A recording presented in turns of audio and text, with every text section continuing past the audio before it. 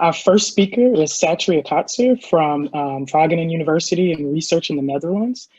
Satria, the podium is yours. Thank you, Christina.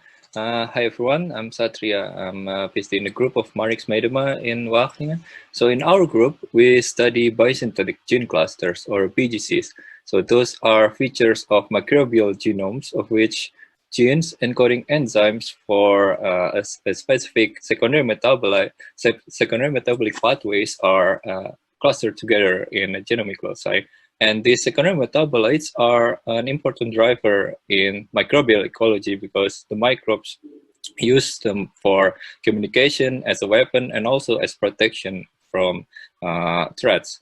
And given how closely linked those genomic features are to the actual compounds that they produce, we can imagine that we can take all the sequenced microbial genomes in a database and then try to use them to map the chemical diversity of all the natural products that those microbes may produce. And that's what we do. So we take around 188,000 microbial genomes from NCBI and add some 20,000 metagenome assembled genomes from multiple studies and process them with anti-smash and add some 2,000 BGCs, known BGCs from MyBig, and come up with a total of 1.2 million BGCs, which we then perform a homology analysis or clustering analysis to group similar BGCs into what we call gene cluster families, or GCFs, representing basically like a specific chemical moiety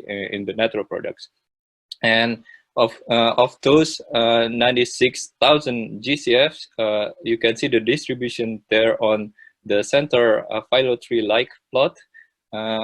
You see that you can almost see that there is a structuring pattern of those GCFs in relation to both the more generic compound classes categories, such as like polyketides, NRPs, or other categories, but also across taxonomy, as you can see on the outermost ring of BGC distribution across datasets.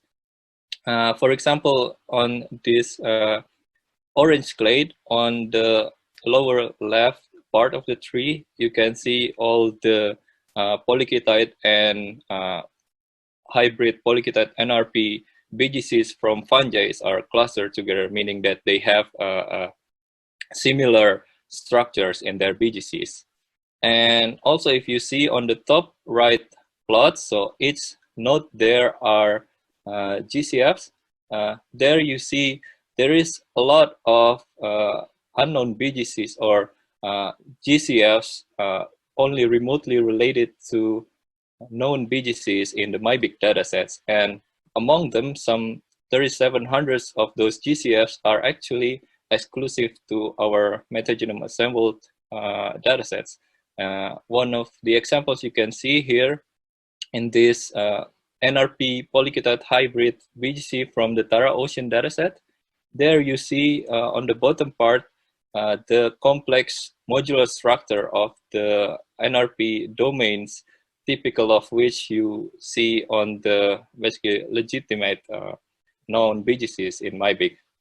And apart from this, the replication strategy, you can also use this kind of analysis to answer questions like, okay, what is the most prolific producer of novel BGCs in, for example, actinobacteria, as you can see on the bar plot on the left? Or say, okay, we already sequenced a lot of the Streptomyces and we study a lot of species from that genus.